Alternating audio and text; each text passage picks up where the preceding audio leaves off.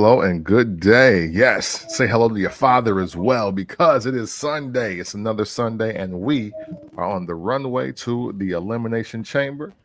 And, a lot of WrestleMania implications will begin or be solidified through this next PLE. So you need a couple guys that are pretty savvy in the wrestling space to talk about it like nobody else in the world. And if you're right here, that means you are ready and wanting to tune into the first Black Champ podcast. And I am your podcast Intercontinental Champion, Cam from the Port. And I am J.R. Bang. Make sure you rate, like, subscribe, download to the Barbershop Network, everywhere you get your favorite podcast. You can listen to us there. You can watch us on the YouTube, here on the What Digital and on Barbershop as well. Make sure you follow us on everything at the FBCPOD. Yeah. I am J.R. Bang. He is Cam from the Port. Indeed. You see he got the yellow on. Stop playing. Go ahead and get the merch. And shouts out to everybody who tunes in weekly to us. And now we get to talk about wrestling like nobody else can. And we're kicking it off. We just starting it off with a bang. Rock Kruger appeared on SmackDown this Friday. Rock Kruger, fam. Well, first of all, no. Let me first of all say that sometimes The Rock decides to be black. Indeed. And tonight kicked off one of those nights because I would have never expected Dwayne Johnson or Rocky Maivia, The Rock, the Final Boss, all of these versions. I would have never thought that we would ever hear The Block is Hot as an intro song. Yeah, man. That when the music hit and then I seen them walk out, won't even lie. I was like, man, who the fuck The Rock think he is this week, man? what's up, man? and hey, listen, if nothing else, man, thank Kendrick Lamar for making playing Wayne in Louisiana a thing no matter what's happening now. Yeah, because and I guess playing The Block is Hot is cool because if in 1998, 99, that was when The Rock was solidified as a superstar in the world of wrestling, and really nothing has changed since, no matter what his schedule has been. So I do get it, but it's like, yo, you coming out to The Block is Hot, man. Who do you think you are, bro? Yeah, it's real. I mean, if you're gonna come out to Wayne, I was a little bit shocked at the song choice. Yeah. But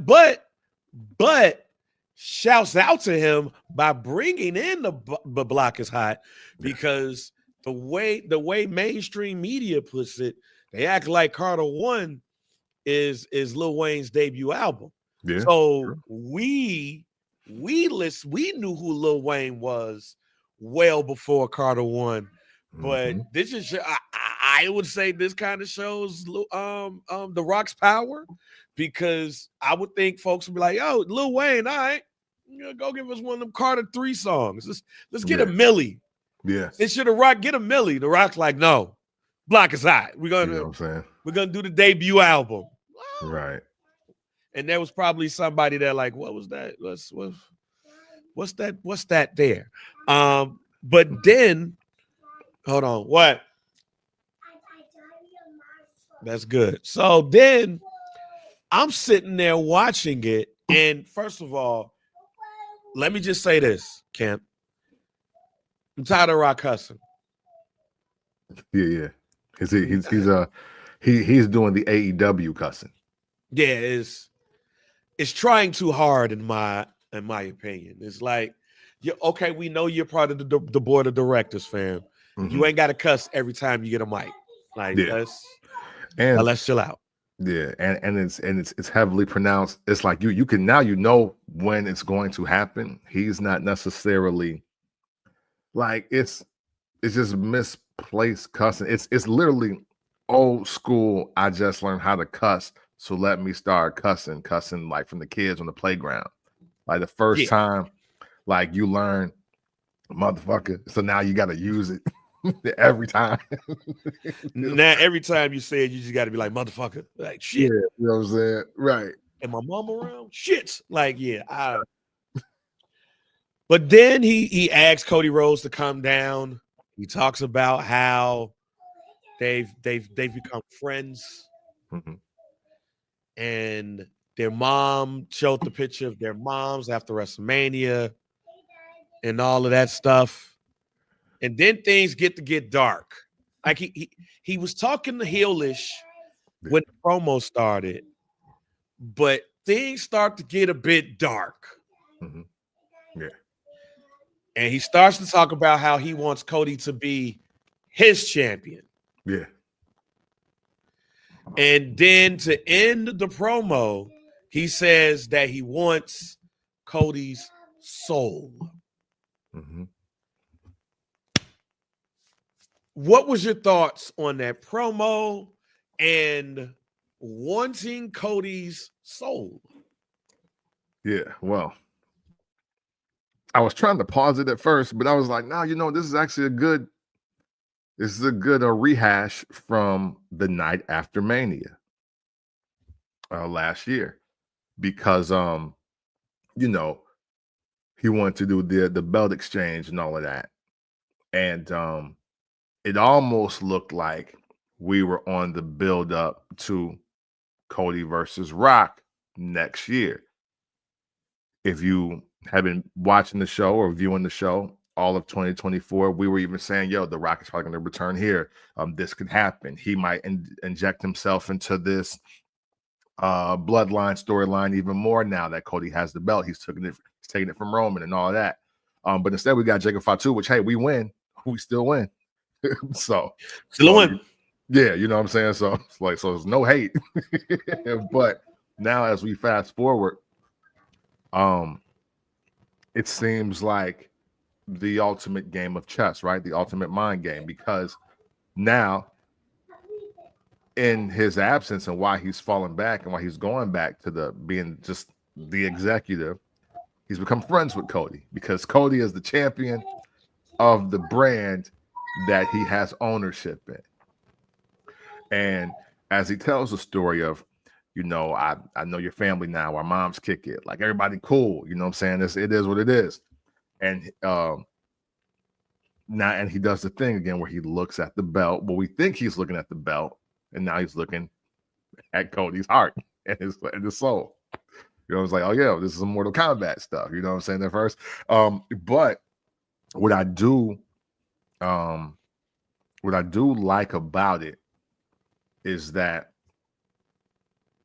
it teases, I think, a couple things that we've been saying we want to see, right? People are looking for Highlander Cody. People want The Rock to have one more match or one more title run. And we kind of want Cody versus Rock. I'm sorry. We want Cody versus Rock. We already got Cody versus Roman. We're done with that. So for me, looking at how all that breaks down, I think that either The Rock is trying to speak about living vicariously through Cody and maybe making him a part of the bloodline, or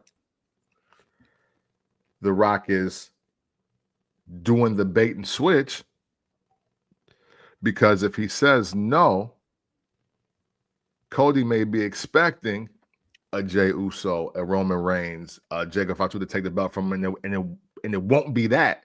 He'll be like, oh, well, I'll just take the title off of you for somebody who wants me to have their soul, who sees the success and wants the success and wants the accolades and everything more than you do. And I think that's the game that's being played here. The Rock is trying to figure out how bad Cody wants to stay on top.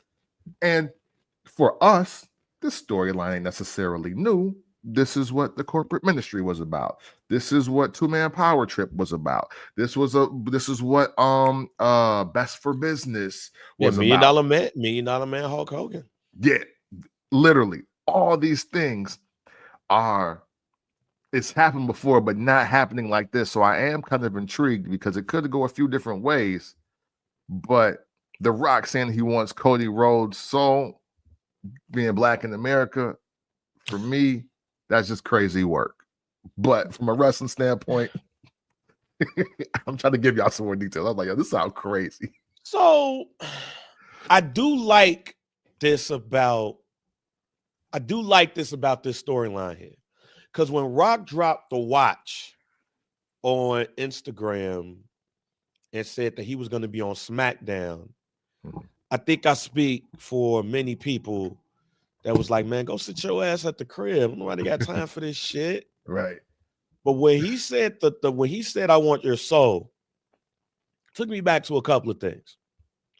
One, The Rock has said many a times, and even in the scrum, that a storyline don't necessarily have to be about the title. Mm-hmm. So then it made me think, could this nigga really be on his board of directors shit, say bring a referee in, and Cody loses the belt at Elimination Chamber? Mm-hmm. So whoever that person don't mind selling their soul to The Rock. Mm-hmm. And then Cody has to have another story where he's chasing. Or maybe that person gives the belt to The Rock. Or maybe The Rock takes the belt at Elimination Chamber. Mm-hmm. Maybe The Rock institutes his own Money in the Bank. And next thing you know, he's the champ coming out of Elimination Chamber.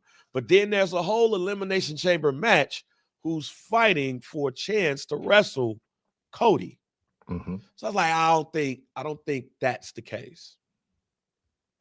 Then it's like, okay, what if Cody says yes and Cody becomes Homelander Cody? I'm doing this for yada, yada, yada, all of this stuff. And I was like, that can't be the case either, because that would be, it would have to be an interaction with somebody else to be like, Cody, what are you doing? Like, somebody has to be Rocky to Apollo Creed. Yeah. Somebody has to be Drago to Rocky. And it can't just be The Rock doing it by himself. Mm-hmm. But then I thought about John Cena after the Royal Rumble and how he said, no questions. Ain't answering no questions. Right. And went on a soliloquy, which he says that he's willing to do anything to get that 17th title reign. Yeah. Yeah. After, and I'm sorry, but then was like, but before that was like, yeah, you know what? You know, I said I was gonna give everybody a shot and work my way through there, but I'm off that. He's like, that. You know what? No, I'm going to be in the elimination. I'm going to be in the Elimination Chamber. That's what I'm doing. That's what we're doing. Hey, yeah, right after the Royal Rumble, I lost. Okay, bet. Hey, I'm at the chamber now. Right. No match. So am I wrong in thinking that between Elimination Chamber and WrestleMania, and what I mean by WrestleMania, I mean last match of the night. Because I have a guaranteed theory. Okay. Not a guarantee. I got a guaranteed theory. But before I get to that theory, am I wrong in thinking that Cena is, in fact, because I've said it last two shows, now am I wrong in thinking that we can see a new version of two-man power trip, which would involve two of the most important wrestlers in WWE history? No, because that's low key my guarantee this week. So I don't know if I should get into it. No, we'll do the prediction show. So we're gonna get to the predictions. Yeah. I got a theory. I don't think that Vince McMahon helping Stone Cold win the title over The Rock necessarily went over well because of the crowd. The crowd was not ready to boo Stone Cold. Yeah, at all. I think the crowd is ready to boo John Cena. Oh, yeah. Yeah. And like mean it. Yeah. I could see a theory. I could see a world where at WrestleMania, if it's Cena versus Cody Rhodes, that's when we find out who's willing to lose their soul to gain a championship. It's just a theory, not a guarantee, not a prediction, not a spoiler. Because it's hard for me to believe that we're going to get part one of a closure of something next Saturday. I got you. But when we look at the opponents going up against each other at Elimination Chamber, we have Cena, Punk, Drew, Logan Paul, Damian Priest, Seth Rollins. Who outside of Cena can you see selling their soul for the moment? Oh, I mean, well, the low-hanging fruit here is Logan Paul. But Logan Paul, as great as he is at this moment, and I'm not engaging in hyperbole when I say great, but just like for how great he is for the time that he's been here, this still don't move the needle for a night one or two WrestleMania the right way. The right way. It doesn't move it the right way. I have a guarantee that I'm going to do during our predictions. All right. Same. I'm trying not to talk. But and let me just say, this guarantee is probably not going to happen, but it's what I will do. Okay. If I was Triple H. But let's go to the Cena thing. Like he referenced that he's willing to do whatever. At this point in their careers, who do you feel like would be the better heel after Mania going into the rest of 2025? Cena or Rhodes? The better heel would definitely be John Cena because nobody's teasing it. And also, I love John Cena's on a slow burn here. That's also why I think he'll be the better heel. And dare I say, John Cena has potential to get pop of the year with what I'm thinking about. So I'm trying to chill till we get to that. Yeah. Now I'm going to go John Cena. To say who's the better heel, I think you would have to say who's the better face in this moment.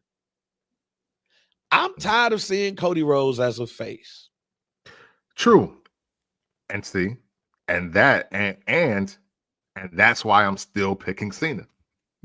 I mean, Cena, unless Cena got something up his sleeve, I don't want Cena to be the Shawn Michaels in the Shawn Michaels JBL situation where we see pity on him. Because John Cena ain't won shit in years. Since, he lost to Austin Theory. That's enough for you to go heel. Like the fact that you lost to Austin Theory at WrestleMania is enough for John Cena to blow a gasket and be like, fuck this, fuck y'all. I lost to this bum who can't even win the NXT championship. What do y'all expect me to do? Hey, listen, hey. That's enough. We get into my guarantee. Now, I'm trying to chill. Now, the problem with that is I don't want to see Cody Rhodes like we're the ones who believed in you. I don't want to see Cody saying the fans here believe in you. I don't. I just don't. I would rather John Cena be the person that be like, Cody, you don't want to go down this path? Fuck, dude. It's been that way since we was wrestling. all he wants to do is be like Vince McMahon, except for the behind the scenes shit that we know what may have happened. Like, all he wants to do is emulate. Look, I'll tell you this. Hey, digging the crates on this show, I've been telling y'all that The Rock is COINTELPRO. All The Rock doing is showing y'all that he's been COINTELPRO all this time. This is great long-term storytelling, ladies and gentlemen. Yeah, for sure. If you listen to this show and you listen to Bang, this is the perfect way to end The Rock story in my eyes. Y'all booed me as Rocky Maivia. I infiltrated the Nation of Domination. I took over from Farouk. Oh, now everybody's a pimp, a sex-crazed muscle man, and a black dude from Istanbul, Turkey, and I even bring the white dude up in there for a little bit. We break up the group, and guess what I do? To win my first championship, I joined the corporate team. Fast forward it to 2025, I'm the corporate team, nigga. Yep. I do what I want to do. I'll come out to Lil Wayne, block is hot. I cuss. My daughter run NXT. Then we up in it. Hey, all my cousins and shit run this. This is my shit now. And I can see John Cena being like, fuck this shit. All right, hold on. Cody. And then I can see Cody being like, man, y'all don't even really mess with my family like that. You know who mess with my family, fam, and always have? The Rock. Y'all ain't care about Dusty.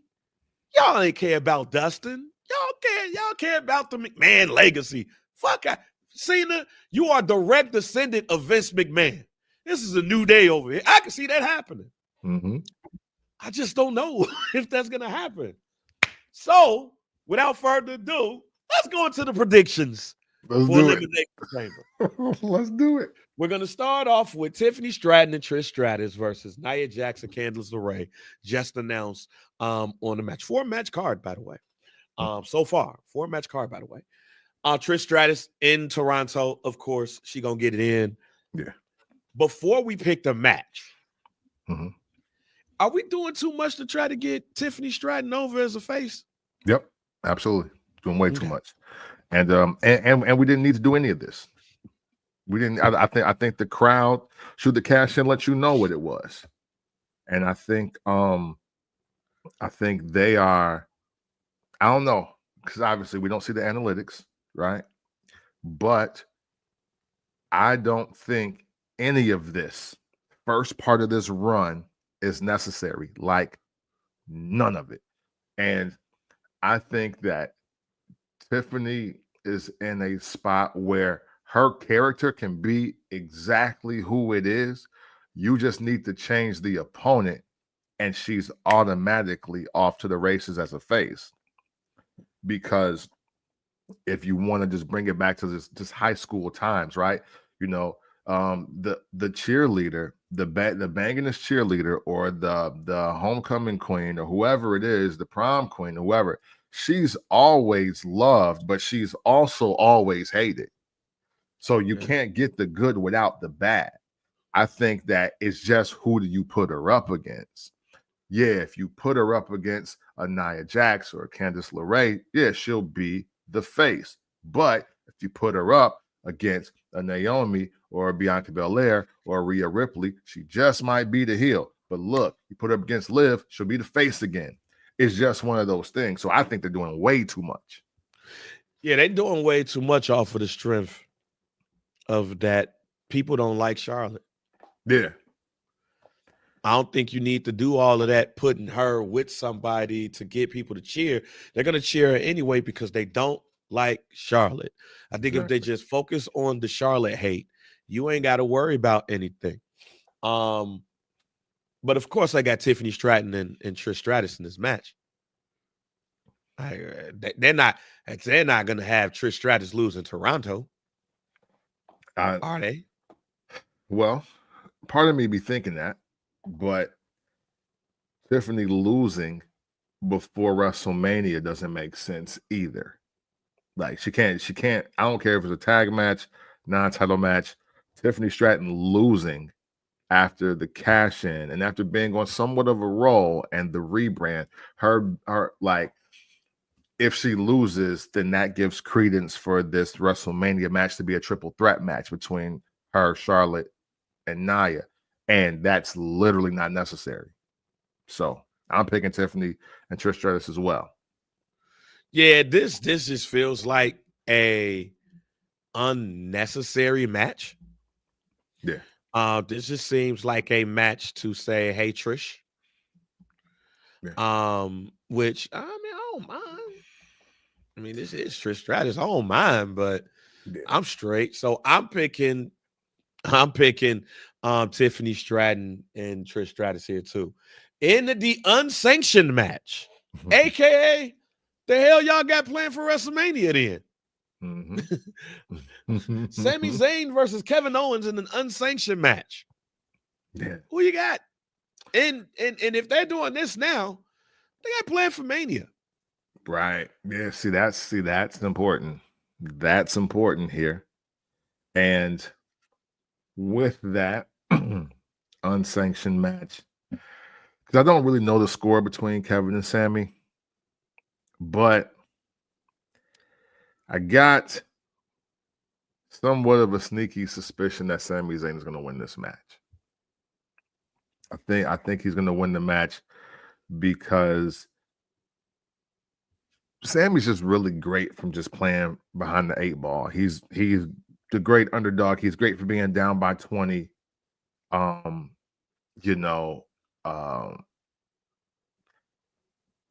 Owens needs a dub. I would love to see him get a dub, but you know what? Every time I pick him, he lose. So I kind of want Kevin Owens to win so bad. I'm just gonna pick Sami Zayn. I'm just gonna be honest with you. Fuck it. Kevin Owens, to me, is not only going to win this match, it is going to be the return of Randy Orton, and we're going to get Randy Orton and Kevin Owens at WrestleMania. Okay. I think Kevin Owens is going to beat the shit out of Sami Zayn, and then you're going to say, "Hey, voices in my head, they come to me." They understand. Kevin's going to, he's going to do that shit. I think we're not going to see Sami until after WrestleMania. Really? Because I think this is the end of this mini feud. I think this feud is just to get us to Randy Orton versus Kevin Owens.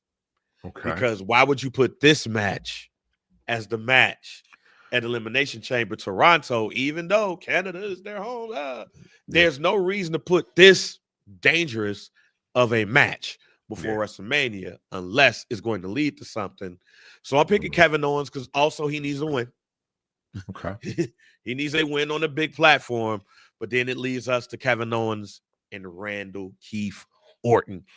Let's get to the women's Elimination Chamber predictions. Liv Morgan, Bianca Belair, Alexa Bliss, Bayley, Naomi, and Roxanne Perez. Guarantee moment number 1, ladies and gentlemen. Okay, let's get to it. It's not going to be Bianca Belair. Because this is, I keep using this as a guarantee. It's going to happen on this one.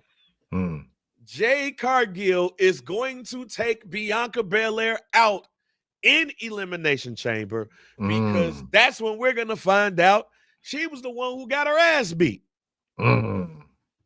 It's not going to be Roxanne Perez because she just got there. And Roxanne versus Rhea does nothing right now.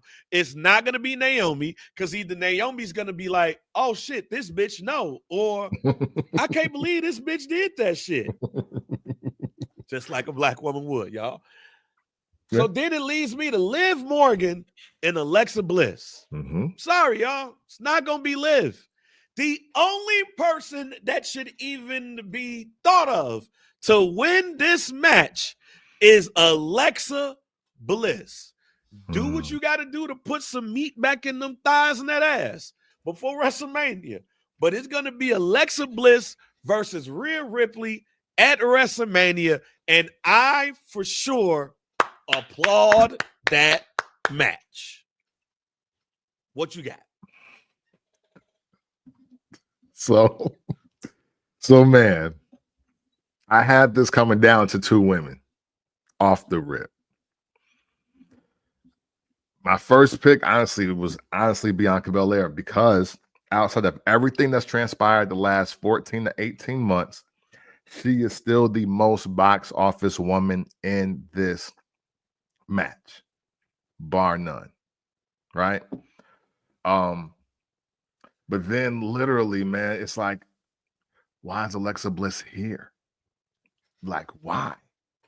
You know, you don't just, when your two return matches that are at PLEs are the matches, like the specialty matches. Like she was in the Royal Rumble, and then she had like, a match on Raw. Okay, all right, cool. But I don't think, have we seen her since then? And now she already in the chamber, cut a promo and everything.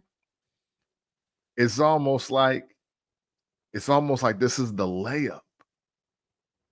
Now, do I really want to see Alexa versus Rhea more than I want to see Bianca versus Rhea? No. I want to keep it a bean. I don't want to see it more than that. We're same here. However, we may be in for one of the darkest, most creative women's matches that we've ever seen in our lives. And I do want to see that. So for me, I'm also picking Alexa Bliss to win this Elimination Chamber match and go on to face Rhea at WrestleMania. Even though, hey, listen, my 1A, even though I do believe what's going to happen is going to happen too. I do believe the Elimination Chamber, if we figure out did Bianca Belair do this or not, because the look that she be having when Byron Saxon be asking them questions. She looked like a bitch that done some shit. Mm-hmm. so I'm not like, basically we got the same damn like prediction here. Literally. I just don't know if it's going to be before the chamber starts, even though that does play into Alexa Bliss's favor, or it's while the chamber's going on, because for me also, I see Jade flexing. I'm going to break the shit in the cage, in the chamber, get in there, snatch her out of it. So it ain't no match for her. Oh, like, I definitely see. Like, I'll break this pod. Break this pod and get her out of there. Well, I'll tell you this. I think the final two is going to be Alexa Bliss and Bianca Belair. And I also believe that Jade Cargill is going to open up that cage like that viral video when you saw that chick break down the door to get up in the house to beat that other chick ass. I think the music gonna come on and Bianca gonna go and Jade gonna get in that cage. Yeah, she's gonna get in that cage. Yeah, so, absolutely. So yeah, we're here. We're here. Yeah. Which leads us to John Cena, CM Punk, Drew McIntyre, Logan Paul, Damian Priest, and Seth freaking Rollins. Camp, I will go first. Let's go. Because I'm very interested in your guarantee, and I want to see if ours match. And you've been teasing it all show. So it was only perfect for you to go last. Damian Priest has no chance in this motherfucker. At all. And neither does Drew McIntyre. So let's just eliminate those two. Sure. Logan Paul, you there for theatrics and TKO purposes. Move you out of it. And Prime. So get that Prime logo on the mat. Get that Prime logo. So I see John Cena, CM Punk, Seth freaking Rollins. Roman Reigns is going to get in this match somehow, some way. So my thought about this is, does he take out Seth freaking Rollins? Does he take out CM Punk? Does he take them both out? And then it leads to the whole thing about because being the high chief, the final boss, board of directors. But I think he's mad at Seth Rollins more than he's mad at CM Punk. For sure. But then I was also thinking about this. CM Punk says that Paul Heyman owes him a favor. So I'm going to go out on a limb here, Camp. Okay. My guarantee in this match is that the favor will be given reluctantly by Roman Reigns to CM Punk by way of the Wise Man and the High Chief. Mm. And CM Punk will be the winner of the Elimination Chamber, thus having Cody versus CM Punk. Mm. And also the man who has sold his soul before to get what he needs to get to do what he needs to do. Mm-hmm. I'm just not ready for the John Cena title chances just yet. But because of the long-term storytelling, I see CM Punk being the guy to get the title shot and being the true ultimate heel to Cody Rhodes' face. The floor is yours. All right. So there's a few long-term stories being told here. I want to have y'all just rewind back a little further for me to Rock vs. Cena. Rock vs. Cena, 1 and 2, WrestleMania, because bang, no, I was never more pissed at a WrestleMania main event in my life when they told us, oh, we about to run this right back. The next day. Yeah, like the next day, like right after WrestleMania. And that story started off with The Rock and Cena being at odds over being part-time, using your star power to get what you want, being able to just come through, waltz in, and just place yourself in the main event. And what happened? John Cena lost that match. Run it back. Rock, less of a part-time champion than Brock Lesnar or Roman Reigns ever was. Never forget that. And I think it was, so Miami was the first time. I don't remember, but it don't even matter where the destination was. The point is, the second time around, Cena beats The Rock, and now all of a sudden they come to an understanding. All of a sudden, Hollywood Cena is a thing, because while he's seeing the ring lights, he's also seeing some of the best placements that a wrestler has ever seen in blockbuster movies or just funny cult classic, culture classic, white culture classics, of course, movies since The Rock. For me, I got John Cena winning this match because John Cena has agreed to be The Rock. See, The Rock never got to 10 championships, but he could feel like he got to 17 through Cena. Cena and The Rock both at odds about the business, but even when you watch the docs, how Cena and The Rock are actually friends now. Like now he gets it. I want to even say, and I don't want to stay verbatim, but The Rock has actually helped John Cena in his post-wrestling career. So when I look at this card here, you're right, Bang. Damian Priest, hey, bro, you just number 6, bro. Thanks. You were the world champ last year. Thank you. Logan Paul, you got 3 good spots. And Seth Rollins most likely is going to get your ass up out of here. So that leaves us with Cena, Punk, Drew, and Seth freaking Rollins. Drew McIntyre can't win this match because he's still right. The bloodline is ruining his career. So the fact that it will come out that The Rock has something to do with the outcome of this match, Drew McIntyre's story continues. Seth Rollins, I'm with you on this because The Rock hate him too.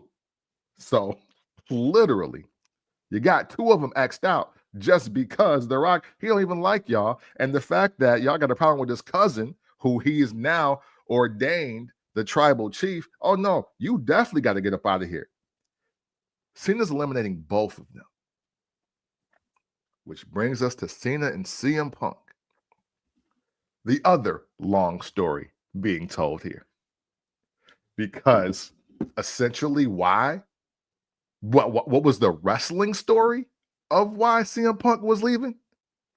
Because he hates John Cena and what he stands for.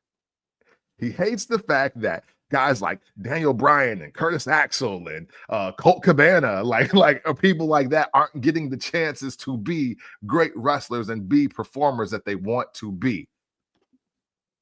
Cena was like, yo, you just mad I'm lit. That was really it. He was like, hey, yo, if you put in the work like me, if you did business like me, you wouldn't have these fucking problems, bro. I don't do drugs either. I'm just more popping than you. And then you mad. Boy, does that turn around in great favor here for John Cena. John Cena in one fell swoop and the Elimination Chamber, because to be clear, we went from, 2023 was it? Somebody's getting smoked, to him dying by homicide in Saudi Arabia, the Solo Sikoa, to him letting us know I ain't won a match in years. And the last two people I put over ain't become shit. Between Austin Theory, Solo, somebody else he lost to. But none of them even got world title shots. That's dead on the Cal Ripken run for John Cena. So literally, I see it coming down to Cena and Punk. And I think the favor gets vetoed. The favor gets vetoed because The Rock is going to help John Cena win this match. So then the precursor is Cody. You've seen what I've done here. Are you going to jump down? Or is Cena going to take this title from you? Because high key, going back to your point about The Rock being COINTELPRO, I don't give a damn about you white motherfuckers anyway. My cousin needs this belt. My family needs this belt. I think Roman Reigns can beat both of y'all. So literally, and this prediction, all of my guarantee is that I think The Rock is just serving up Cody and Cena on a platter for Roman Reigns to take the belt anyway. Y'all got maybe till Money in the Bank, depending on if we're doing WrestleMania Backlash, but that's my prediction. I think that this all is a ruse. The Rock is playing chess. The Rock cares that John Cena wins this chamber because he got him to go against Cody, and he knows that Cena could beat Cody. He could beat him. But if I tip the balance, it works even better. But you know who also hasn't beat Roman Reigns in the last 2 or 3 tries? Roman Reigns. Cena hasn't beat Roman, or you know what I mean, in the last 3 tries. So hey, that's what I got. Heyman got to sit this one out. Because the family is going to veto any favor that Punk has in that moment. Now, to add to what you were saying, Dwayne is the reason why CM Punk didn't main event that WrestleMania, because he took the belt off of him at Royal Rumble. Hence, the new belt that we've been seeing lately. The Rock is the first person to have it. I think, look, either way it go, I believe this is interesting. I know I was the first person to entertain the thought of a CM Punk, Seth Rollins, Roman Reigns triple threat match. Mm-hmm. I think the monkey in the wrench is the favor. Mm-hmm. When is the favor going to be used? We will see what happens, but this leads to a very interesting lead-in to the official true road to WrestleMania as we get done with all of the PLEs and we head straight to Vegas. A couple of things here. Questions that I ask you. Who do you feel would be more entertaining in the storyline aligned with corporate? CM Punk, who is anti-establishment, has always been anti-establishment, but has not gotten the moment that he's wanted, which is the main event WrestleMania, or the person who, for the majority of our kids' lives, has been the face of the WWE, the Make-A-Wish king, and somebody who was also spit in the face of corporate. Even as a heel, he's done that. Which one is which? For me, it's John Cena still, because also I'm anticipating the promo after Elimination Chamber being, hey, I'm everything y'all thought I was. And now you about to see it go to the extreme. This is why, for me, if the Cena thing happens, it can't happen until WrestleMania. Okay. It can't happen to the league. No, we have to be at the day after WrestleMania, like, what the fuck they gonna talk about Monday? Yeah. What did Cena just do? What I think he did? I think you could get the slow burn that makes you wonder, like, hey, what you talking about, Cena? And then on Monday, we see Cena in new ring gear, because apparently he got the new ring gear. He got the new song. He's had that joint for almost 13 years. I just don't want to see that happen on Saturday. Okay. That change has to happen on WrestleMania Night 2, Sunday in Las Vegas. And then we go into Raw the next day, like, damn. All right, Eddie. What's up? All right, damn, man. All right, let's go. CM Punk, that could happen on Saturday. That could transpire on Saturday, and you get Cody, CM Punk, Paul Heyman in his corner.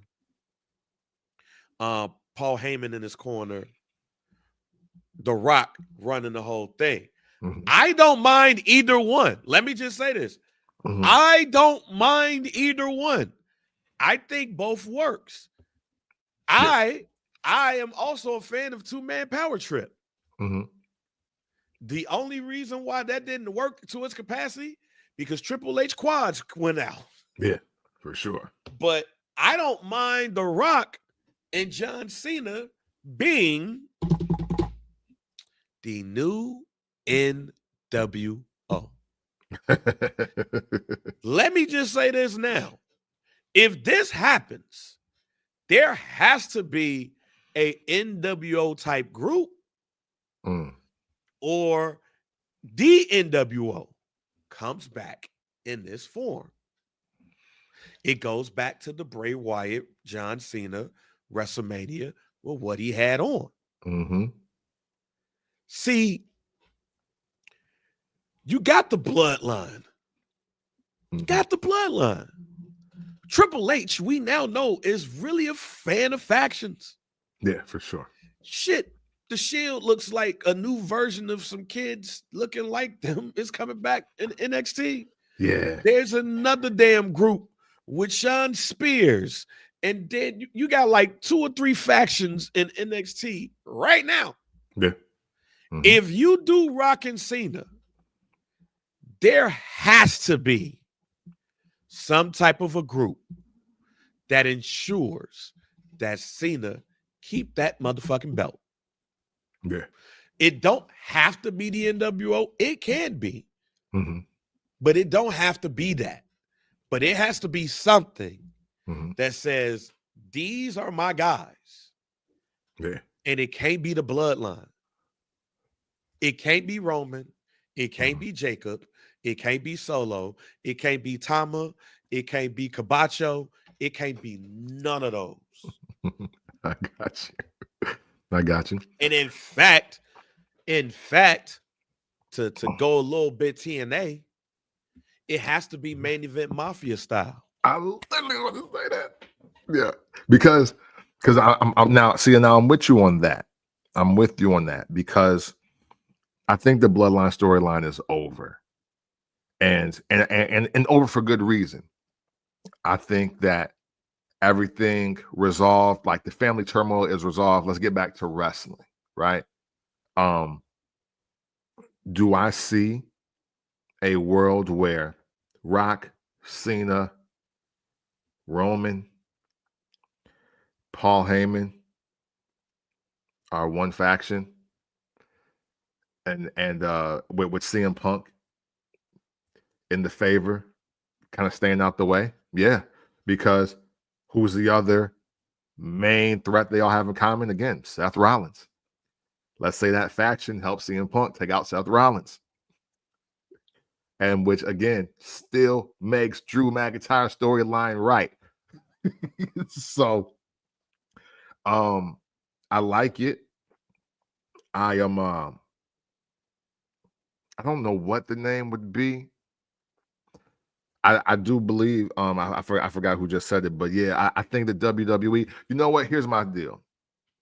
I love the NWO, but I need WCW legends involved in it. That's what I need in it. Because Vince McMahon, he did what he meant to do, trying to kill that shit. Putting himself in it, put Shawn Michaels in it, putting the Big Show in it, not the Giant, the Big Show, and all that. Like Vince did what he did to make sure that DX would kind of come out on top. So I'm not mad at it. He didn't create it, but yeah, I do see something there. I absolutely do see something there. Hey, look, my guarantee and prediction don't hit if it don't come true. So I got to be with you, right? Yeah, it has to be something to this that involves multiple people. But here's again, I need to go back to what Rock said at a scrum, a press conference a while ago. These storylines don't have to involve the title. Yeah. So, in saying all of these predictions, I could see a world again where The Rock takes the belt off of Cody, and it's Cody versus The Rock at WrestleMania without no belt. Yeah. Matter of fact, here's my guaranteed hope. Actually, let's go. My guaranteed hope is that The Rock makes the call and Roman takes the belt off of Cody on Saturday. So just out of the blue, world title match. Hey. And it's CM Punk versus Roman Reigns versus Seth Rollins for the belt. I'm going to tell you right now, y'all, I'm going to keep it a buck. That's why I said we're going to wait till after the predictions to really talk the shit. Yeah. I don't think this storyline between Rock and Cody needs a belt. No, for sure. For sure. It don't need a belt at all. And in all honesty, I'm sorry. After The Rock said what he said, and knowing what The Rock did, and Cody still ain't really get his get back because he lost in that match last year in the tag team match. Mm-hmm. Cody still ain't get his get back from getting his ass beat at the crib by the fire truck or the ambulance. Yeah. The only match after Friday Sorry, y'all. The only match that matters is Cody versus Rock. That's it. That is the only match left to see, too. That is the only match that matters with any. Now, Cody could say no. Like I saw Mark Henry say something. Mm-hmm. Cody could say no, and The Rock could throw everything at Cody, and then Cody says, I challenge you. But to me, that fucks up the whole Royal Rumble premise of you win the Royal Rumble and you get the last match. That's already fucked up. Because Jay versus Gunther is not going to be night 2 last match. No. Fuck that. That shit, you can actually kick off WrestleMania with that shit. Yeah. And because literally I was going to say, depending on who wins this chamber, whoever versus Rhea might be. You can kick off WrestleMania night 1 with Jay versus Gunther. You get that shit out the way. Give Jay the belt. And then go party with your family. The Rock upstaged Jay Gunther in one sentence. I want your soul. Yeah. Move that shit to the side. Yeah. The intrigue about who's going to win the Elimination Chamber kicks up a notch. Because now you're wondering, man, what the fuck gonna happen? Like, how we gonna put this together? Mm-hmm. Because if Rock says he wants Cody's soul, he said, I don't want this. Yeah. I want this. Hey, do the Ultimate Warrior, Macho Man, I want a title match. You tell Sensational Sherry no. Then Macho Man come down there with the scepter, bink, and now you ain't the champion. And now y'all wrestle, you, Ultimate Warrior, Macho Man, in a career match. Low key, that upstaged Hulk Hogan and Sergeant Slaughter. Oh, for sure. Ain't no low key. So, I mean, I know some Hogan stands that'll pop up in here. As soon as they hear, you talking shit about Hulk Hogan? You know. Hulk Hogan is the reason why we exist. How dare you? Like, no, nigga. Like, Macho Man, Ultimate Warrior was the real main event of WrestleMania 7, my G. For sure. Absolutely. But I could see that with this Cody and Rock thing. Mm-hmm. Rock don't want the belt. Rock want the soul.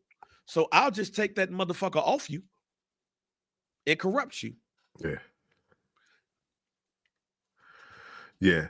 Hey, listen, I'm here for it because I seen somebody, Eddie. No, I don't think The Rock wants to wrestle at all. I think that's the greater storyline here. It's like, oh, and The Rock is like, hey, look, I'm gonna do what I want with the belt without even wrestling for it.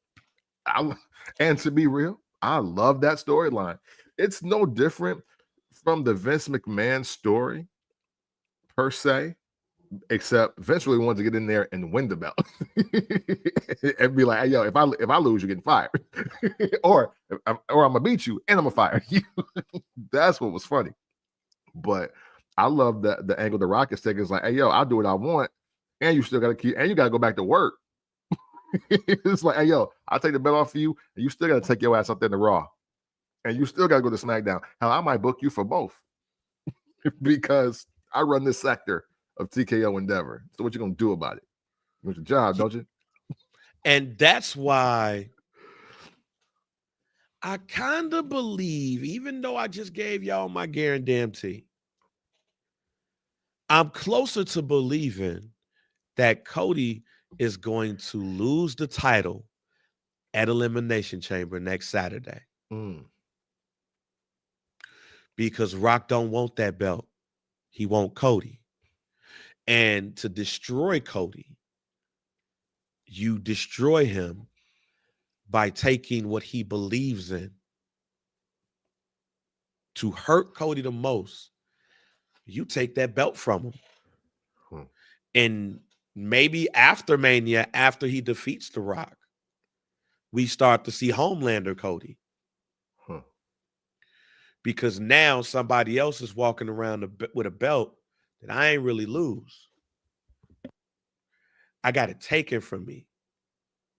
And if that is Roman or CM Punk, man, I got to go through finishing this fucking story all over again. And I like you, Punk, but I don't really fuck with you like that. Mm-hmm. I think we should see the triple threat match for the belt, as I stated, should happen with the other one, the Super Intercontinental Championship. I'm more like I would rather see Roman, CM Punk, Seth Rollins, Universal Championship, The Rock, Cody for his soul, which he's going to lose anyway after defeating The Rock and going through hell and defeating The Rock. It makes you go into Homelander, Cody, and Jay versus Gunther. Now you slide in Bianca versus Jade. You slide in. Yes, please. You slide in eventually Liv Morgan and Raquel Gonzalez becoming the tag team champions and them defending against somebody. You slide in Tiffany, Stratton, and Charlotte Flair. Kevin Owens versus Randy Orton. Mm-hmm. I think you got a pretty good card. For sure. Absolutely. A lot of sliding too. I like it. A lot of sliding. AJ Styles versus Dirty Dom. Right. You got maybe you get Shinsuke defending the US title against somebody of note. Braun Breaker, like Braun Breaker versus, matter of fact, no, Braun Breaker versus AJ Styles. Oh yeah, I forgot. Yeah, that's gonna happen. Yeah, Braun Breaker versus AJ Styles. Shinsuke defend that title on SmackDown Friday. Yeah. I like it. Versus Sami Zayn, shit. Hey, well, yeah, right. He ain't gonna have much to do. Unless the Miz tutelage from Mello Shinsuke, new black champ. You know what I'm saying? Because I don't think Shinsuke versus Carmelo Hayes would be a bad match. I just want the black champ to leave. I mean, hey, it could be Miz and Mello versus the War Raiders on SmackDown Friday, on WrestleMania Friday. Yeah, there you go, right there. But yeah, I'm and Russ, I'm sorry, I like this Shinsuke Nakamura. I like Last Samurai Shinsuke Nakamura. I love that shit. Like that's just me. But they just need to put him in more I'm gonna show y'all I'm dangerous ass situations. That's true. I just need to see more of he really about to fuck somebody up type situations. That's the only thing I see. So we'll see what happens in the Elimination Chamber next week. If you are a part of the Facebook group for First Black Champ, we will be doing what we always doing, tweeting during the show. One of these days we might have to just go live, and Donnie, that's where we're going to next. So good segue. So in great segue, Camp has been dead set in the corner of two people. LA Knight, or Louisiana Knight, according to SmackDown. Right. and Ricky Starks now, Ricky Saints.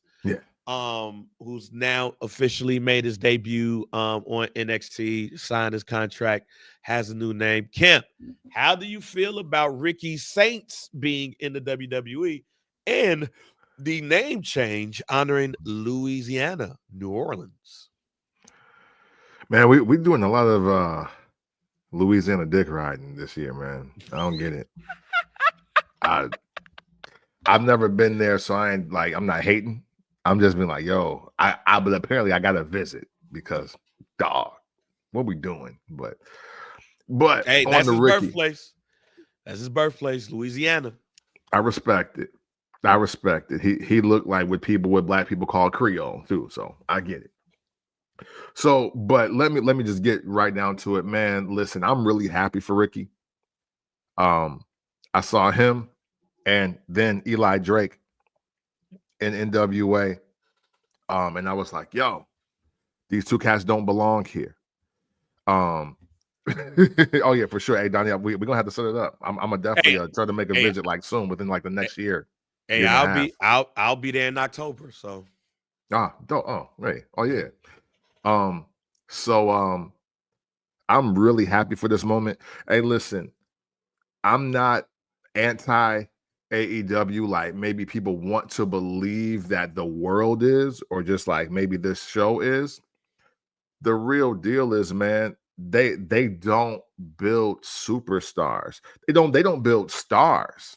You know, it's we're going on with the 6-7 year, 6 some change year of that organization, and they're relying on nostalgia acts to move the needle. You shouldn't need to do that when you have a Swerve, a Keith Lee, and Adam Cole, baby, and a Ricky Starks. You shouldn't have need to done that. Hangman Adam Page. If these guys were the guys that people said they were, or we believe them to be, there just should have been a star-making play in place. Mercedes Moné, if you got her there, Britt Baker, if you have all these people there, they're supposed to be bigger than what they are. It has nothing to do with booking at this point. It's just that this organization doesn't know how to take care of talent. So, not that I'm expecting a incredible 60 to 90 day run that ends with Ricky being the NXT champ, but I do believe that the world is going to see more of the NWA Ricky Starks that I saw years ago now. And they may be attempting to fast track him to Raw SmackDown, but I would not be mad at a very solid and fruitful NXT run for that spans about 3 years, with him getting everything that I believe that he's capable of doing in that position. Yeah, I think Eddie's mad at you, what you just said about AEW don't build stars, but WWE, just because they signed them don't mean that they're stars. Let me just say that. Yeah. Hey, listen, man. Hey, listen. Just Eddie, say that. Yeah. Look, check this out. Jade Cargill, literally same gimmick, same person, less matches. Where do you think she became a real star and a household name? AEW or WWE? And I know she was with Trina. And I know she was slapping rappers and all kinds of stuff. And Big Fabulous was at a match. Yeah, you know what I'm saying? Fab showed up. You know what I mean? But Royal Rumble, what year was that? 22? 22, 23? Yeah. That moment at the Royal Rumble for Jade was bigger than her entire AEW run. And that's what I'm talking about. I think to Eddie, I think what should be said, is why. No. I'm Eddie. Now I'm gonna pick on you, Eddie. If Jade was a star, why she still ain't in AEW? If Ethan Page, Ricky Starks, Penta. See, the problem is, if you want to say that they were stars, all right, let's do that. I'll go there. Because I'm glad that this conversation came up. Mm-hmm. My problem is why can't AEW keep them? Why are these people cycling out so quickly? I've been thinking, if we want to do that, Penta was a star in Lucha Underground. Mm. Penta was a star as the champ at MLW. Mm-hmm. To me, Penta has been a star. Yeah. But Penta, the cameras, again, I said this before, the cameras at the WWE are just totally different. Mm-hmm. They just totally different. Penta ain't doing shit, but what he was doing at Lucha Underground, Yeah. he ain't did nothing new. What he did, the only thing he did differently is talk in front of a WWE camera, and we was like, oh. But I'll use that one as Eddie, as we just said. Wait a minute, just go say this one more. Eddie, as Kemp just said, he was a Ricky Starks fan in NWA. So what I'm telling you is that don't work here because we have been talking about some of these people before they was in AEW. Yes. I've talked about Ethan Page before Ethan Page signed with AEW. I talked about Ethan Page when Ethan Page was in TNA. Yeah. So, with that being said, this ain't the podcast to do that at. Can't. Yeah, absolutely. And for Jade Cargill, because I know you're a recent listener, Eddie, I remember when Jade Cargill arrived in AEW, I was like, oh, that's the girl from 365 Chocolate, the fitness Instagram account. I've been following Jade Cargill for the better part of a decade. So I didn't even know she wanted to wrestle until the 2-year window before she got signed to AEW. That's why she can't wrestle, bro. And I've been critical of her then in AEW and here. I'm not saying it like, oh, she should come back at the Chamber, beeline for Bianca take her spot, win the match, and go face Rhea at WrestleMania. No, not ready for it. But what we're telling you is because you're a recent listener and we get it. So it's no harm, no foul. But bro, we really know these people we talking about. We've been introducing some of these names here on this show. So, you know, that and to your point, if they sign Swerve and you don't need other black talent, that's the other problem. That's the other problem. Because Bobby Lashley and the New Day got to exist in the exact same space as superstars. Matter of fact, if that is the answer, that's racist. But we're going to move on. Yeah, for sure. What's up? We're going to move on. You're right, Russ. To the point, it's something when it comes, and it can't just be because of the cameras. Yeah.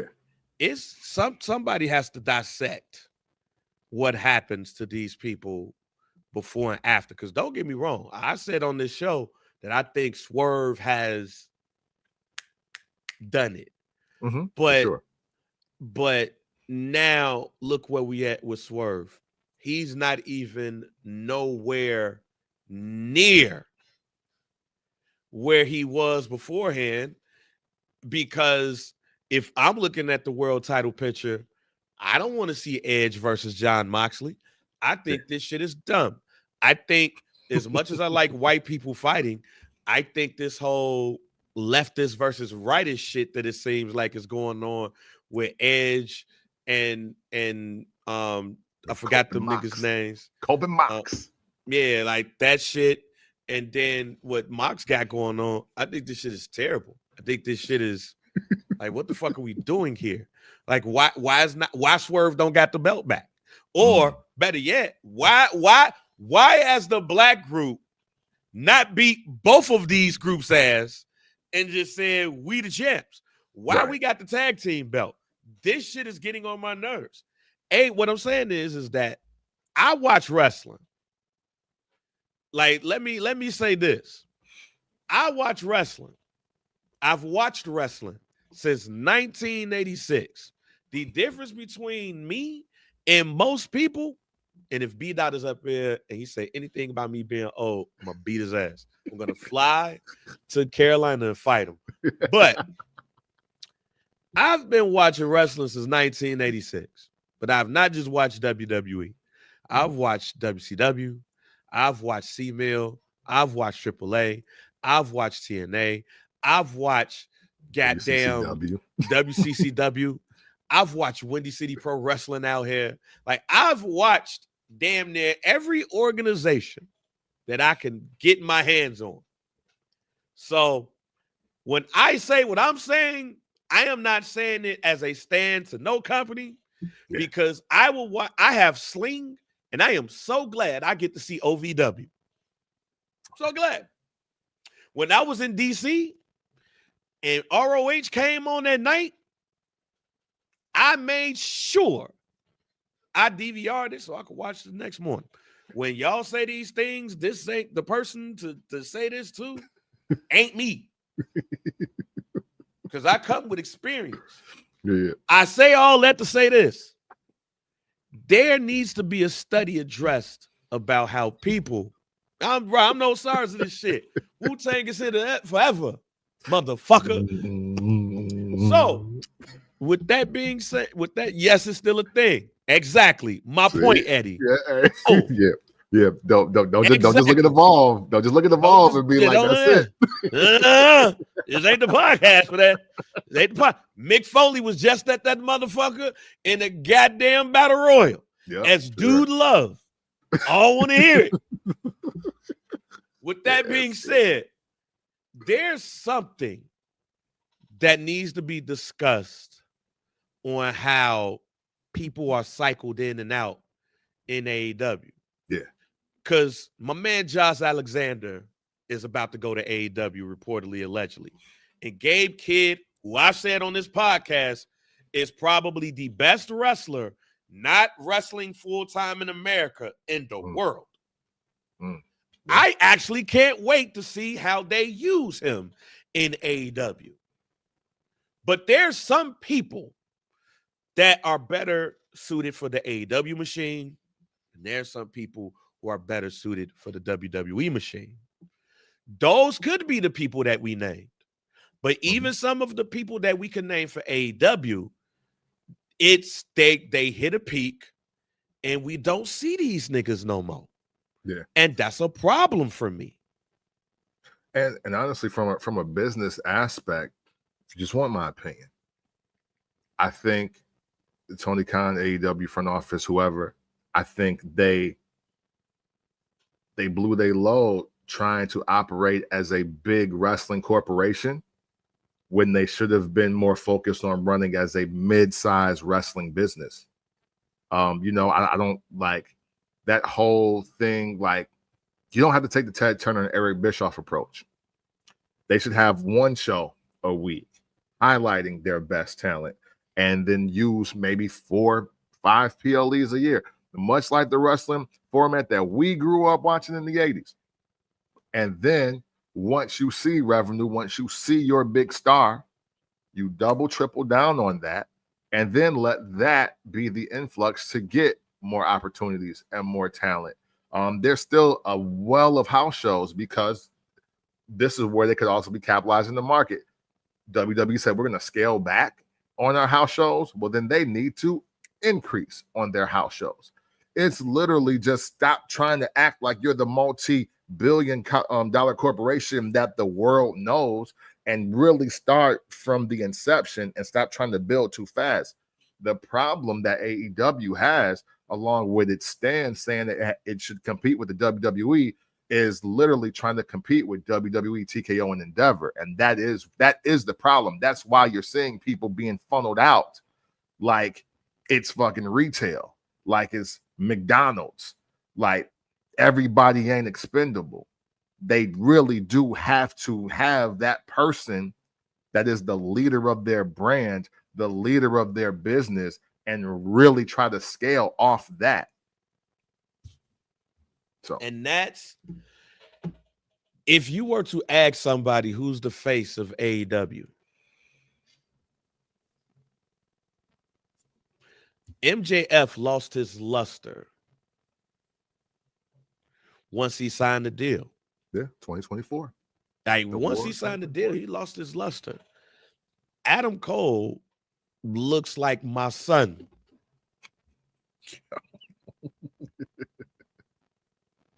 Oh, yeah. We ain't seen Keith Lee. We've seen Keith Lee more in pictures with Mia Yim at WWE events than we've seen him on AEW television. Problem. You right, Eddie. Will Yeah. Ospreay should be the face of AEW. Now But look what he they're ain't. doing with him. Right. So look what they're doing with him, and then ask that question. Answer that question with So, that, because you're right. so when I see Ricky Starks sign with the WWE, does Ricky Starks has a chance to be a big star in the WWE? I'll be honest with you. Camp loves Ricky Starks. I think he decent. I don't see Ricky Starks as a multiple-time intercontinental champion. Mm. But I could tell you this, and this is because of age and experience. Who's the bigger star? Jake the Snake Roberts in WWE or Jake the Snake Roberts in WCW? Mm. Who's the bigger star? Hercules or Paul Orndorff in WCW? Yeah. On the Horseman, too. On the Horseman. Who's a bigger star? Goddamn Elegante or Giant Gonzalez? There's only few people who are bigger stars than they were in WWE. Mm-hmm. But it is also debatable that Ric Flair WWE is bigger than Ric Flair WCW. Yeah. It's debatable. For sure. Arn Anderson is a bigger star in WCW than he was in WWE. Yeah, easy. But I can tell you what moment of Arn Anderson gets talked about more than anything he did in WCW. Him giving the spine buster to The Undertaker. Yeah. At WrestleMania. The cameras are just different. Yeah, for sure. And until they do a better job at presentation and stop trying to be the grassroots organization, you got money, fam. You got spend it Warner right, Brothers though. money. Spend it spend it right. You gotta spend it right. Couple of quick hits before we get out of here. Talking about the disrespect Eddie has for the Miz, a future Hall of Famer, Absolutely. two-time Grand Slam award winner, the only one as well. He is now entering the tag team with Melo. Now, Carmelo Hayes. Now, this is not the first time that this has happened with The Miz. The Miz came into the WWE as a solo act, but then ended up in the tag team with John Morrison. Mm-hmm. He became a bigger star than John Morrison. He entered the tag team with R-Truth. You could say that he's a bigger star than R-Truth, of course. He also had a tag team with The Big Show. This is not the first time The Miz has been at this and helping get somebody over. Yes. Can he do the same thing with Carmelo Hayes? I believe so. Because even though The Miz ends up being the bigger star in a lot of these teams, he does leave them better off than he found them. Now, we had aspirations of a John Morrison competing for the WWE title and being the champion and all of that. But, the corporation didn't see that, I guess. The front office didn't see it for some reason or another. But, Miz is just now the classic underdog. Miz has been probably the most disrespected wrestler of our time. And the most, I don't know if underrated is correct. So I still will say disrespected, because if wrestling stopped today, The Miz, by accolades alone, should be in everybody's top 20 minimum. If we stopped it today, wrestling stopped today. So, but hey, I mean, look, R-Truth's career got a boost after Awesome Truth. Melo needs this boost. Finally, we got him out of something that involves him wrestling Andrade and Santos Escobar every week. However, here's still the thing. It's still him and LA Knight and Shinsuke. For me, I think The Miz is the legacy act trying to get all these guys over.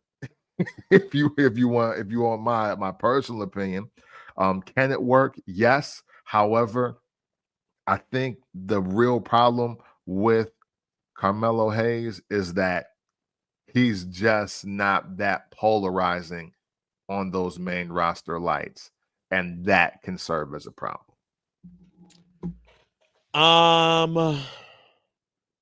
You can add Logan Paul to that too. Yeah. I don't know on this one. Like, Melo makes the Miz look big. Pause. See, you know what I mean? I'm gonna say that Carmelo Hayes fits better at AEW than he does here in the WWE. Yeah. Or at least on the main roster. That's what I'll say for that until it changes. You said that you talked about Miz being underrated, so I'll officially ask: Is the Miz the most underrated character in WWE history? I would lean towards on that. Character-wise, yeah, I would definitely lean on that. Because I don't want to say wrestler, because then somebody would be like, no, he can't wrestle. Like the Miz as a thing. Yeah, because the Miz, wildly enough, and this is long term storytelling for his life. The Miz character literally exists from the real life disrespect he was getting in the locker room, starting with JBL. Yeah. So yeah. Samantha Irvin. Had said some things on the Busted Open. But here's a quote that made the rounds and was very interesting. Yeah.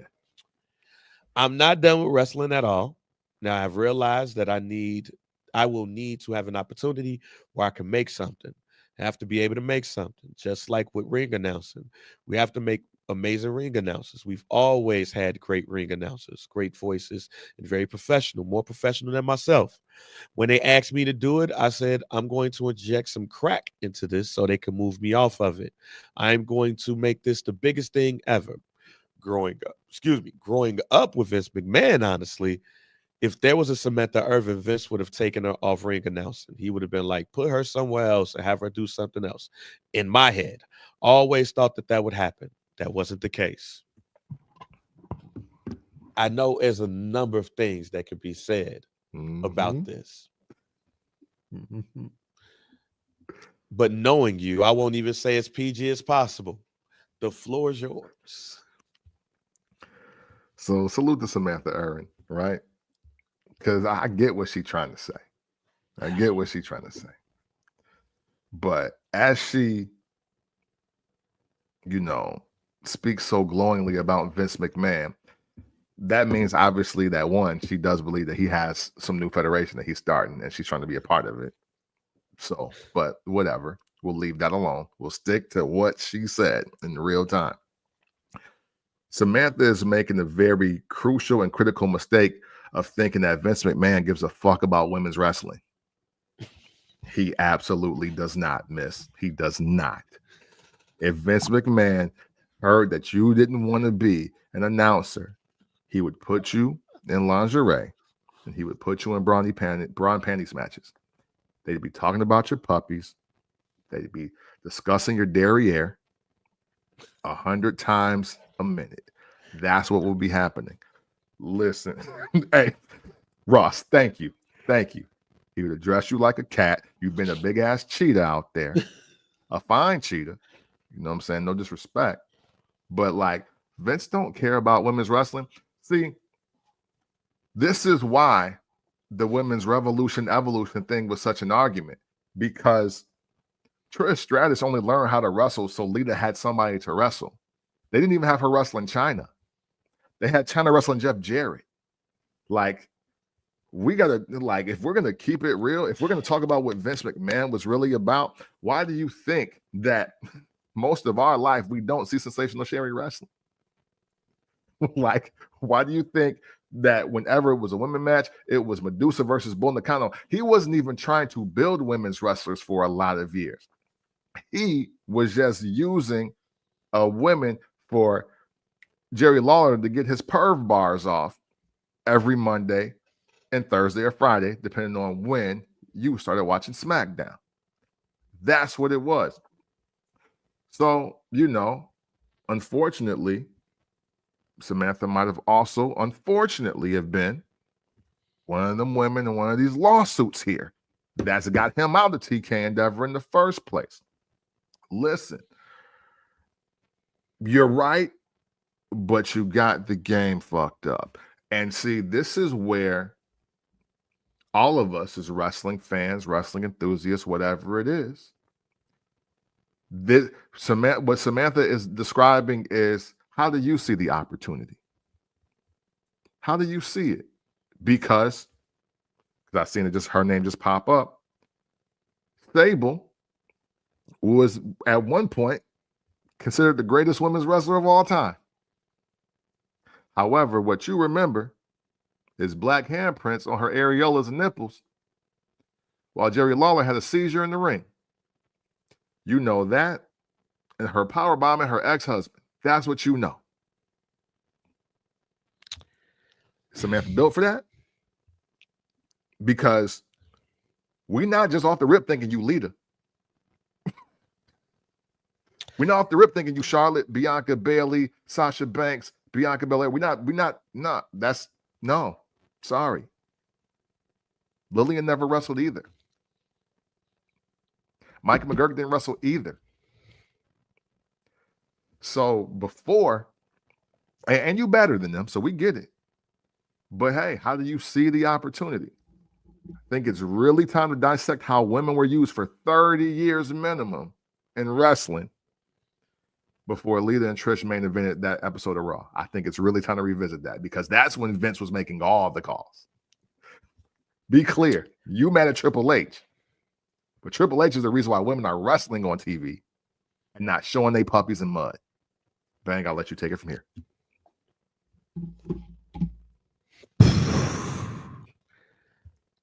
I don't want this to sound disrespectful, but it might come off this way.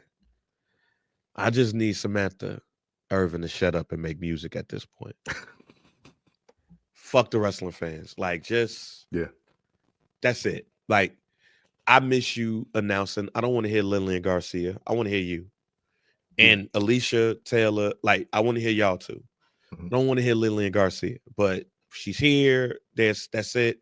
You don't have to prove anything to wrestling fans. Don't let white men 18 to 34 keep goading you into having to prove how much of a wrestling fan that you really are and how much you love it and what you wanted to do and all of that. Fuck these people.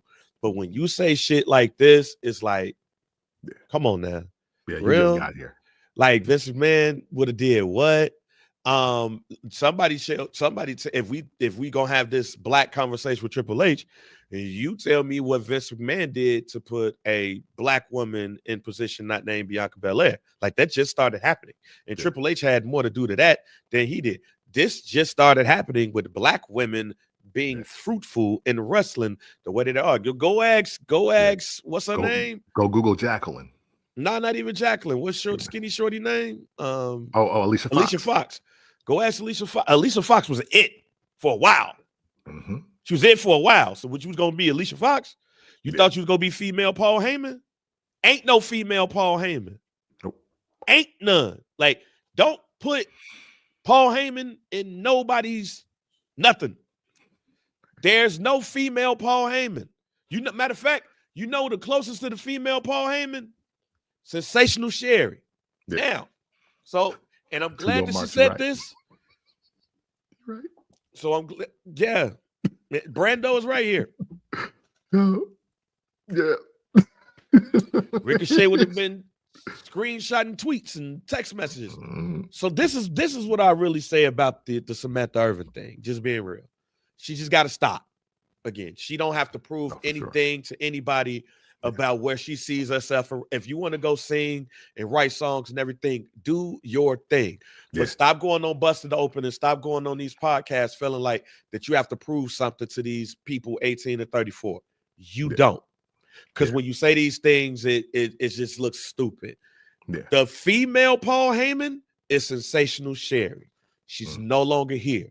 Unless you about to tell me you watched a whole bunch of Sensational Sherry Macho Man tapes, Sensational Sherry $1 Million Man tapes, Sensational Sherry getting her head beat in by the mirror accidentally by Marty Jannetty. Unless you tell me you about to watch some Sensational Sherry tapes, you never was going to be that. Yeah. And that's fine. Live your life and stop going on these joints and acting like you got to prove yourself, or just go sign to AEW and be with your man and do that. But this other shit, Vince McMahon would have did what? This ain't the time to say be a woman to say Vince McMahon would have did anything considering what he's accused of. Yeah. Yes. And I'm glad you said that because now I got to hop back in, pause. And Ross, you're right. She would have been Black Stacy Keibler. The other thing. She wouldn't have been that. She wouldn't have been that. The other thing, and this is me trying to give. Go ask Crystal Marshall. Oh yeah.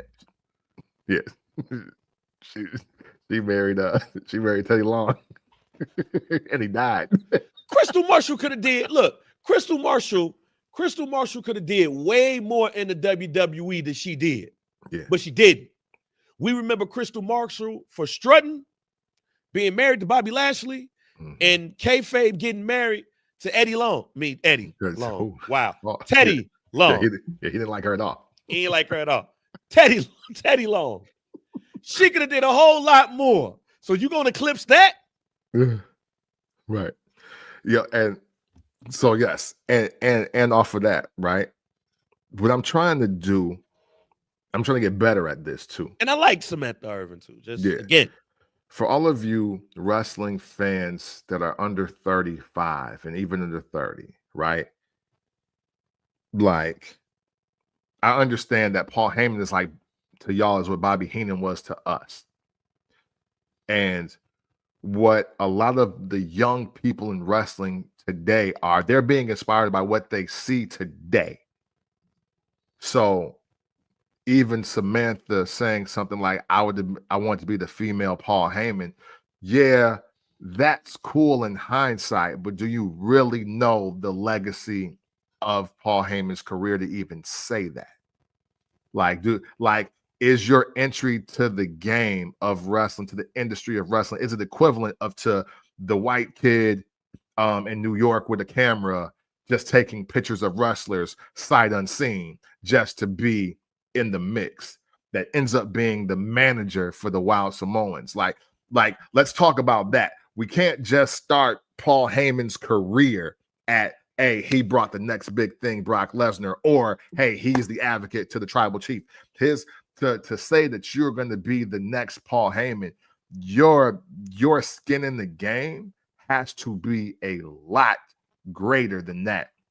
I don't even want to hear from people that are just talking solely about how he created the ECW run. He was anti-corporate. You can't go any further back. If you can't go back to when he hit my man in the head with the cell phone in the Wonder Years when Missy Hyatt ran out at Clash of the Champions, if you can't tell me that Paul Heyman till now, I don't want to hear how you're going to be Paul Heyman. I don't. And the unfortunate thing about it is that I got to give you grace because some of y'all weren't even alive to watch that on network TV, and I was. You dig? So that's the other reason why it has to stop. I get that all of the young people that are watching wrestling today, you are inspired by the things that you see. And that is fine. But when you're in a position like her, talking about who you want to be in the game, you got to tell me what you know about that person beyond your working experience in the last 5 years. Sorry. To me, Paul Heyman sounds like low-hanging fruit. it sounds from her perspective is like, well, I want to be a great manager in wrestling, and that's cool. I welcome you to take on that opportunity. But to say you're going to be Paul Heyman, that you or you could have been the female Paul Heyman, that gives me a hint and a half that you really have no clue what Paul Heyman has done just in the WWE the last 15 years. And again, I'm a fan of hers. I'm a fan of Samantha Irvins. I just think that she's doing too much talking to try to prove to some stuff, to some people that she don't have to prove it to. But mentioning Vince McMahon names right now ain't the way to go about it. Ain't the way. I don't care what you meant to say or how you say it. Yeah, your husband just got you on that one. He'd be like, hold on. Your man should have been like, yeah, hold on, fam. You realize like they was a fuck Brock Lesnar, right? You realize you would have. All right, I'm chill. I'll chill. First Black Champ podcast, man. We appreciate y'all, man. We've already said our guarantee, so Kemp, end us off after that. Hey, listen, we appreciate y'all. You know what I'm saying? No matter what decision you want to make with your career, hey, we appreciate you, man.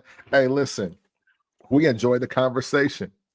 We enjoy we enjoy the rumor and you enjoy. We enjoy the hypothesis over the hyperbole. You dig? And all of you, even though you watch Bang and I, sometimes give great takes, hot takes, or just crude humor, or matter of fact, happen to circumstance. We appreciate y'all engaging and participating in the FBC community as well. You being on the live stream, you being in the Facebook group, your likes, comments, shares, your questions, throwing out things like Samantha would have been the Black Stacy Keibler. We appreciate Ross. Ross been down since day one. We love Ross. Hey, and listen, you all are what make this community special, even when we disagree. So never stop giving your opinion. Never stop being compassionate and very passionate about the industry known as wrestling and the programming, because that's what keeps the show going.